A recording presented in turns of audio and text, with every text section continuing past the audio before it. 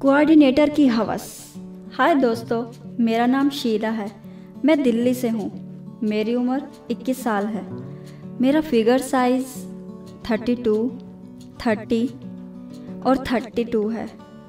मैं गोरी और स्लिम हूँ। समझिए मॉडल फिगर लड़की हूँ। हाय दोस्तों, पिछले कन्फेशन में मैंने तुम्हें बताया था कि कैसे मैंने फाइंड आउट किया था कि तुम्हारे कोऑर्डिनेटर एक मॉडल को सेक्सुअली हरास कर रहे थे। वो बहुत डरी हुई थी। ये जानकर मैंने डिसाइड किया कि मैं मनीषा की हेल्प करूंगी, लेकिन पहले मुझे उससे बात करनी थी। मनीषा रोने लग गई और मुझे बताया कि कैसे कोऑर्डिनेटर ने उसे एक लेक में नहाते हुए उसके न्यूड फोटोज़ खींचने थे और फिर उसे ब्लैकमेल करके उसके साथ शारीरिक संबंध बनाए। मनीषा ने कहा कि वो बस इस प्रॉब्लम से छुटकारा चाहती है। मैंने उसे कंसोल किया और अपने प्लान के बारे में बताया। मनीषा ने कोऑर्डिनेट करने का वादा किया।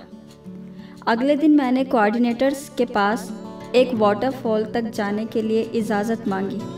उसकी आंखें बड़ी हो गई और कुछ देर तक सोचने के बाद उसने मुझे अलाउ किया। मैं अपने टेंट से टॉवल साथ ले गई, जिससे कोऑर्डिनेटर को ये लगे कि मैं नहाने जाऊंगी।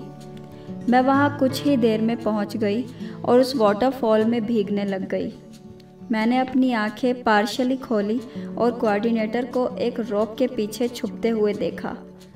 वो पीवर्ट मेरे जाल में आखिर फंस गया। मैं अपने बॉडी को सेंसुअली टच करने लग गई और वो मुझे छुप छुप के देख रहा था।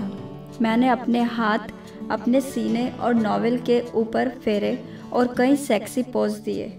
वाटरफॉल के पानी से मेरा वाइट टॉप पूरी तरह भीग चुका था और मैंने कोई अंडरगारमेंट्स भी नहीं पहनी थी। इसके कारण मेरा बदन पार्शियली ढका हुआ था। वो वाइट टॉप मेरे सीने से चिपका हुआ था और कोऑर्डिनेटर को शायद पूरी तरह दिखाई दे रहा था, लेकिन उसने अभी तक मेरे फ़ोटोज़ नहीं निकाले थे। प्लान उस क्रिटिकल एक्ट के बिना फ्लॉप हो जाता, इसलिए मैंने एटमॉस्फेयर को थोड़ा और हॉट किया। मैंने धीरे धीरे अपने टॉप के बटन्स खोले और पानी मेरे सीने पर गिरने लगा। कोऑर्डिनेटर ने अब भी कैमरा नहीं निकाला, इसलिए मैंने अपना टॉप पूरी तरह निकाल उसे एक रॉक पर बिछा दिया। अब मैं टॉपलेस थी, सिर्फ जीन्स में वहाँ वाटरफॉल के नीचे खड़ी थी। मेरे स्किन पर ठंडी के कारण गूग्स बम्पास आ गए थे। मैं वहाँ नहाने लग गई और मैंने कोऑर्डिनेटर को कैमरा निकालते हुए देखा। प्लान वर्क हो रहा था। कुछ देर तक मैं वैसे ही आधी नंगी नहाती रही और फिर उस वाटरफॉल से बाहर आई।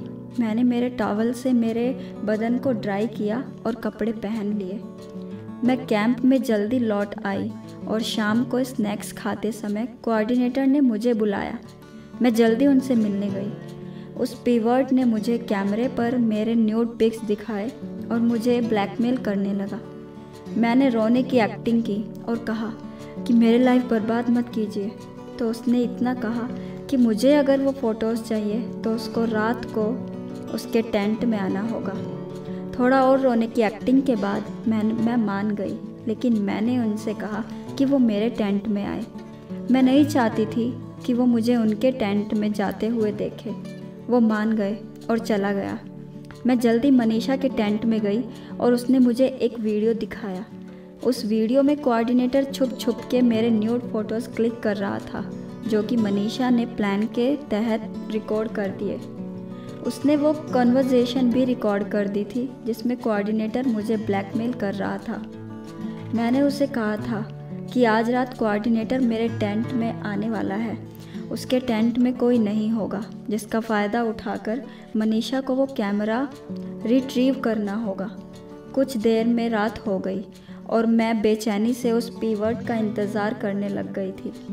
कोऑर्डिनेटर साइलेंटली आया और मेरे ऊपर टूट पड़ा, लेकिन मैंने उसे रोका और कहा कि वेट करो। मैं मनीषा का इंतज़ार कर रही थी। अगर उसे वो कैमरा मिल जाए तो वो सीधे मेरे टेंट में आने वाली थी। अगर वो नहीं आई तो फिर मुझे मजबूरन कोऑर्डिनेटर के साथ सोना होगा। कोऑर्डिनेटर ने मुझे अपने करीब खींचा और कहा कि वेट तो उसने तब तक किया जब से मैं उसके लिए काम करने लगी। कोऑर्डिनेटर ने मुझे ज़मीन पर लिटाया और उसने मुझे टाइटली हग किया और हम दोनों रोल होते हुए एक कोने में गए। अब वो मेरे ऊपर था और मैं उसके नीचे। मेरा दिल ज़ोर से धड़क रहा था। उसका फेस मेरे फेस के बिल्कुल करीब था। उसने मुझे किस करने की कोशिश की, लेकिन मैंने मुंह फेर लिया, जिस कारण उसके होंठ मेरे चिक्स पर पड़े। उसने मुझे मेरे चिक्स और नेक पे किस किया और उसके हाथ से मेरा हाथ मेरे चिन को पकड़ा और मुझे ज़ोर से किस किया।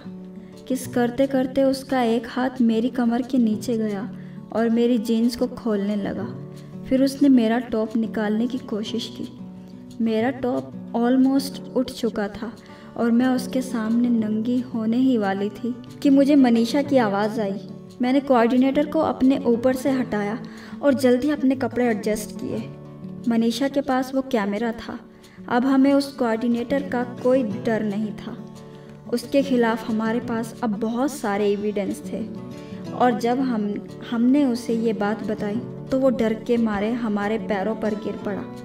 मनीषा ने उसे कई बार स्लैप किया और एंड में एक एग्रीमेंट किया कि मनीषा उसका एक्सपोज नहीं करेगी, लेकिन कोऑर्डिनेटर को मॉडलिंग इंडस्ट्री छोड़नी होगी। तो इस तरह मैं मॉडल और जर्नलिस्ट से ऑलमोस्ट एक जासूस बनी। मेरी ज़िंदगी में ऐसे और कई एडवेंचरस आएंगे, पता नहीं, लेकिन अब के लिए बाय बाय।